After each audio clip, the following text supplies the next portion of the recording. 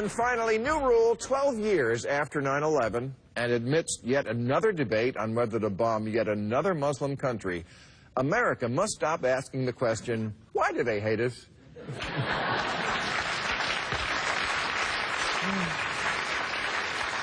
Forget the Syria debate. We need a debate on why we're always debating whether to bomb someone.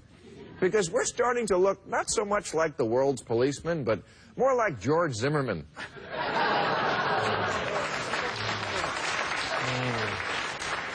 Itching to use force and then pretend chemical weapons, and I don't care who knows it.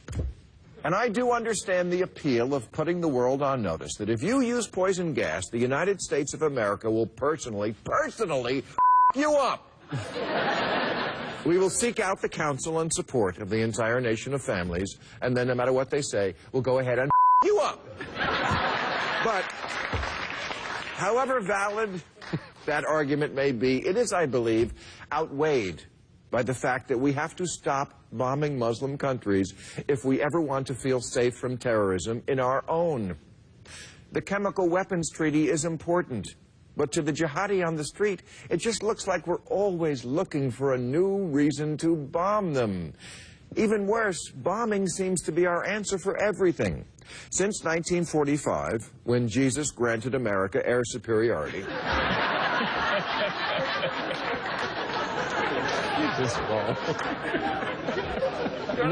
we have bombed Korea, Vietnam, Laos, Cambodia, Lebanon, Grenada, Panama, Iraq, Serbia, Somalia, Bosnia, the Sudan, Afghanistan, Pakistan, Libya, and Yemen. And Yemen only because the 10th one was free.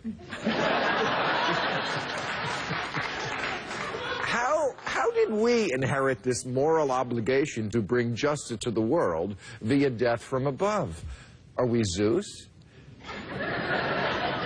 It doesn't make any sense. Our schools are crumbling, and we want to teach everyone else a lesson. And look,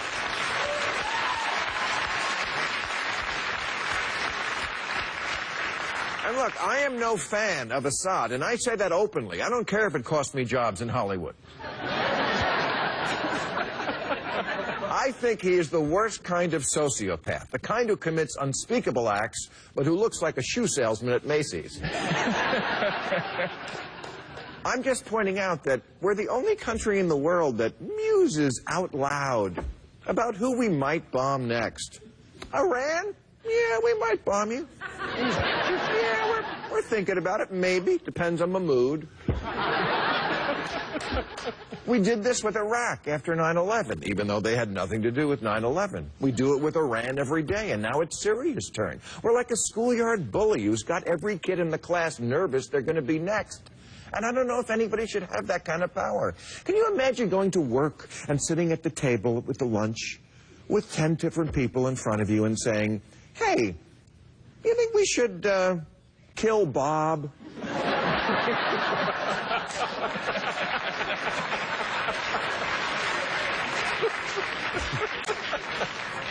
Well, it would send a message to Steve. Who